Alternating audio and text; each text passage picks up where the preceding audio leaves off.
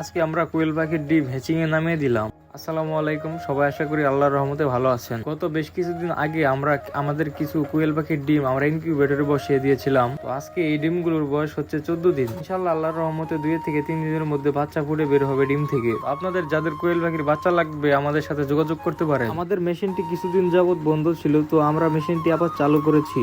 তো সেখানে আপাতত 400-র মতো ডিম দিয়েছিলাম আমরা। যদি আপনারা কোয়েল পাখিকে নিয়মিত পরিচর্যা করতে পারেন এবং ম্যানেজমেন্ট করতে পারেন, তাহলে ইনশাল্লাহ এই কোয়েল সেক্টরে এসে লাভ করা সম্ভব। আপনারা যারা নতুন ভাবছেন যে কোয়েল পাখি পালন শুরু করবেন, আপনারা যে ভুলটি করেন সেটি হচ্ছে ওই কোয়েলের সেক্টরে এসে আপনাদের অভিজ্ঞতা না থাকার কারণে আপনারা 1000 থেকে 2000 বাচ্চা উঠিয়ে ফেলেন খামারে।